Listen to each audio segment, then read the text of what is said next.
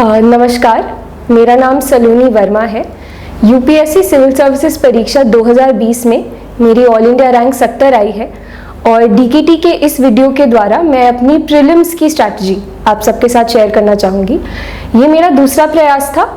मैंने 2019 में अपना पहला प्रयास दिया था जिसमें मैंने कट ऑफ से कम 50 मार्क कम आए थे प्रीलिम्स में। तो ये एक बहुत बड़ा फेलियर था और उस एक्सपीरियंस से सीख के मैंने अपने दूसरे अटेम्प्ट में काफ़ी बदलाव किए, तो वो मैं आपके साथ शेयर करूँगी। अपने बारे में पहले थोड़ा बता दूँ, मैं जमशेदपुर में पैदा हुई थी पर मेरा जो पूरा जीवन है वो दिल्ली में ही बीता है। 2019 में मैंने अपनी ग्रेजुएशन कंप्लीट की है हिंदू कॉलेज दिल्ली यूनिवर्सिटी से। मैंने अपना बीए ऑनर्स किया है इंग्लिश लिटरेचर में, अंग्रेजी साहित्य में, और मेरा जो ऑप्शनल था वो political science and international relations था। तो अब मैं प्रीलिम्स के बारे में बताती हूँ।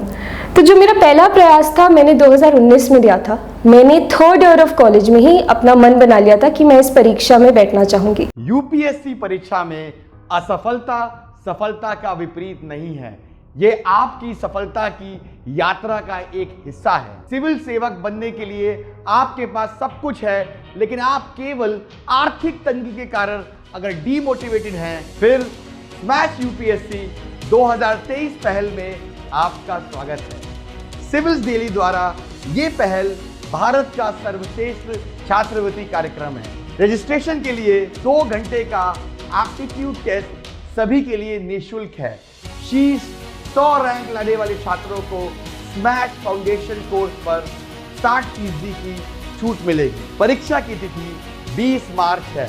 परीक्षा सुबह 10 बजे ऑनलाइन आयोजित की जाएगी और 2 घंटे की अवधि की होगी। टेस्ट का सिलेबस जीएस प्रीलिम्स पेपर जैसा ही होगा। लूज मोड से बाहर निकलें और अभी रजिस्ट्रेशन करें। 2018 जुलाई जब मेरा तीसरा साल शुरू हुआ था कॉलेज का, तो तब मैंने काफ़ी वक्त बिताया इस एग्ज़ाम को समझने में, क्या टॉपर स्टॉक जो बाकी होते हैं, जो पिछले साल के क्वेश्चन पेपर्स हैं वो सब देखने में।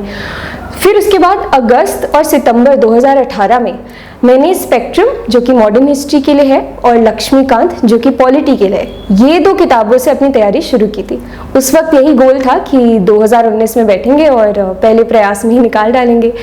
लेकिन हुआ ये कि भले ही मैंने वो 2 महीने पढ़ाई की थी, इन 2 किताबों को मैंने कम से कम 2-3 बार किया होगा, अच्छे से अपने नोट्स भी बनाए थे, पर उसके बाद जो कहते हैं ना, मेरा वो डिसिप्लिन या अनुशासन जो है वो बिल्कुल ख़त्म हो गया था। मैं तरह तरह की जो एक्टिविटीज़ होती है कॉलेज में, मैं उसमें बहुत ज़्यादा रुचि रखती थी।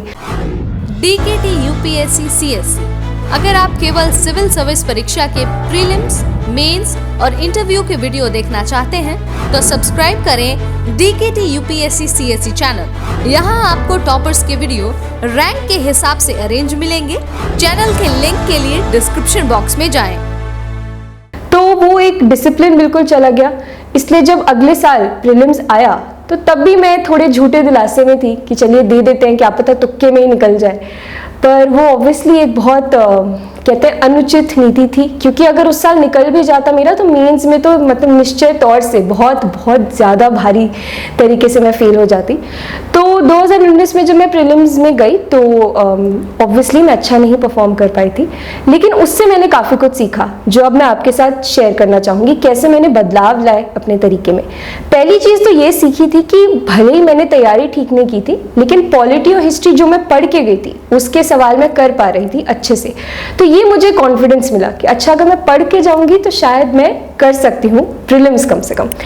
पर दूसरी चीज़ ये मैंने सीखी कि अपना 100% देना है। अब मैं चाहती हूँ कि अगला कोई अटेम्प्ट में ऐसे रिग्रेट ना करूँ, और मैंने सोचा मैं एक इंटीग्रेटेड नीति रखूंगी ताकि अगले अटेम्प्ट यानी 2020 में प्रीलिम्स और मेंस साथ में पढ़ाई करेंगे। तो अब मैं स्पेसिफिकली आती हूँ अपने 2020 के अटेम्प्ट के लिए, जिसके लिए मैंने तैयारी जून 2019 से शुरू कर दी थी। तो एक इंटीग्रेटेड अप्रोच थी मेंस के साथ, जो मेंस की अप्रोच एक और वीडियो में आपको ज़रूर बताऊंगी। पर जैसे बुक लिस्ट वगैरह हो गई, वो तो सेम किताबें थी जो सब फॉलो करते हैं। मॉडर्न हिस्ट्री के लिए स्पेक्ट्रम है, पॉलिटी के लिए लक्ष्मीकांत, आर्ट एंड कल्चर के लिए मैंने नितिन सिंघानिया पढ़ी थी, पर फ्रैंकली वो इतनी मददगार तो नहीं थी, उसका इतना मेरे को फ़ायदा नहीं हुआ। तो आप सिर्फ एनसीईआरटी भी पढ़ सकते हैं।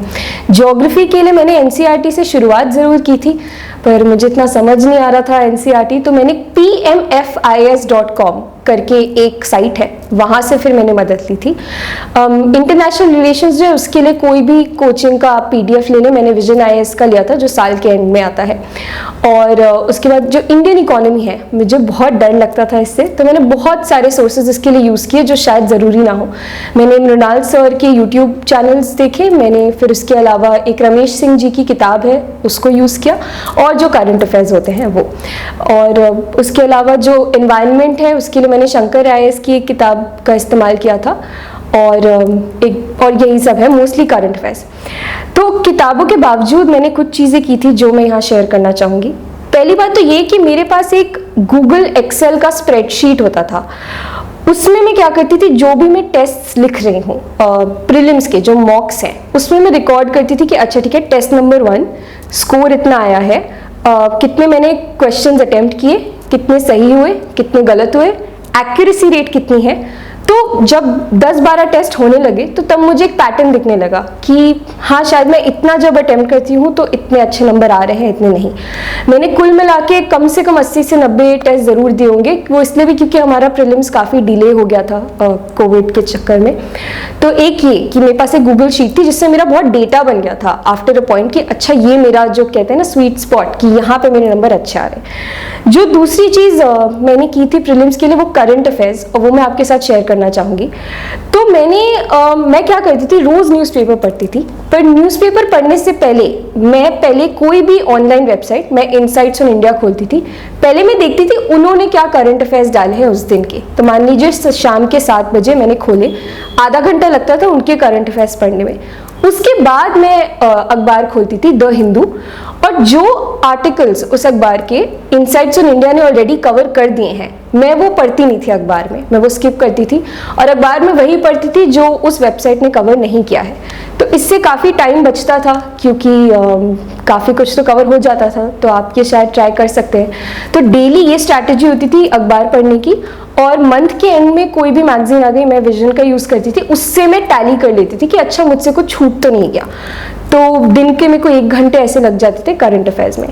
और हाँ, नोट मेकिंग पे आऊँ प्रीलिम्स के लिए स्पेसिफिकली, मैं मतलब हर दिन जो करंट अफेयर्स की नोट्स बनाती थी, बट ऑनलाइन बनाती थी, और एवर नोट वगैरह कुछ नहीं, मैं तो गूगल डॉक्यूमेंट्स पे बनाती थी। मैंने एक फोल्डर बना ली थी month by month, Jan Feb जो भी, और हर फोल्डर के अंदर paper by paper current affairs add करती थी। ऑनलाइन नोट्स में फ़ायदा यही होता है कि आप कभी भी उसको एडिट कर सकते हैं, कुछ भी ऐड सब्ट्रैक्ट कर सकते हैं। और तो एक और चीज़ जो मैं शेयर करना चाहूँगी कि करंट अफेयर्स है कि अगर आप नोटिस करें काफ़ी कुछ रिपीट होते रहता है। जैसे मान लीजिए इस महीने NGT नेशनल ग्रीन ट्रिब्यूनल है खबर में, तो फिर हो सकता है 2-3 महीने बाद फिर वो आ जाए। तो मैं क्या करती थी, जब मैं फर्स्ट टाइम पढ़ रही हूँ NGT को प्रीलिम्स के पर्सपेक्टिव से, काफ़ी फैक्ट्स आपको याद करने होते हैं, जब वो 3 महीने बाद फिर न्यूज़ में आता था, तो फिर मैं कोशिश करती थी कि बिफोर लुकिंग एट जो नोट्स हैं मेरे, मैं पहले खुद याद करूँ एक बार कि मैंने क्या पढ़ा था। तो उससे क्या होता था कि थोड़ा एक कॉन्फिडेंस, एक विश्वास आता था कि हाँ शायद थोड़ा बहुत पढ़ रही हूँ। और इस सब तैयारी के बाद अब मैं जो तीसरी चीज़ के बारे में बात करना चाहूँगी, वो प्रीलिम्स में पेपर जब देते हैं तो क्या एक जो मानसिक स्थिति जिसको कहते हैं वो क्या होनी चाहिए। तो हमारा जो पेपर आया था स्पेशली, वो काफ़ी लोग कहते हैं बहुत विचित्र था, बहुत अलग था, और था ही, बहुत अलग अलग तरह के सवाल थे। तो उस वक्त एग्जामिनेशन हॉल में मुझे सिर्फ 25 या 30 सवाल मुश्किल से आते होंगे, और उस वक्त लेकिन मैंने अपने आप को कहा कि देखो मुझे नहीं आता तो किसी को भी नहीं आता होगा। शायद ये झूठा दिलासा ही था, पर मैंने अपने आप को ये बोला और थोड़ी हिम्मत बनाई, और जो मेरे को गट फीलिंग से जो आ रहा था मैंने वो मार्क किया, स्पेशली वो सवाल जिनमें 2 या 3 ऑप्शंस में से मेरे को डाउट था। तो मैं बस यही कहूँगी कि आप इतनी अच्छी अपनी रिवीजन कीजिए प्रीलिम्स के लिए स्पेशली, कि आप जब उस हॉल में हो और आपको दो ऑप्शन से एक चुनना हो, तो आपके मन में शंका ना हो कि शायद मेरा ठीक से याद नहीं है। आपको अपने आप पे तो पूरा होना ही चाहिए कॉन्फिडेंस और विश्वास कि मैंने बिल्कुल अच्छे से किया है। I think that is very essential prelims के लिए, खास तौर से क्योंकि पेपर बहुत अनप्रिडिक्टेबल हो रहा है। और दूसरी चीज़ कहूँगी कि रिजिड माइंडसेट से ना जाइए कि 80 सवाल ही करेंगे, 90 ही करेंगे। मैं सोच के गई थी मैं 90 करूँगी, पर पेपर इतना अजीब था कि 80 से ज़्यादा मैंने किए नहीं, और थैंकफुली वो कट ऑफ क्लियर हो गया।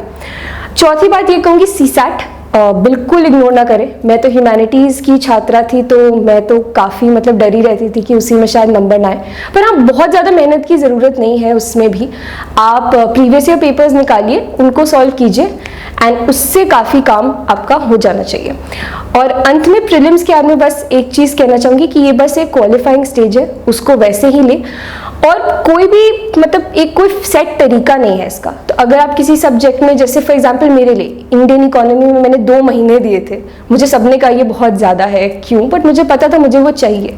तो आपको अपने स्ट्रेंथ्स और वीकनेसेस के हिसाब से जो सही लगता है वो कीजिए, एज लॉन्ग एज आप मॉक्स में ठीक परफॉर्म कर रहे हैं। तो बस मेरी तरफ से प्रीलिम्स के लिए इतना ही। All the best.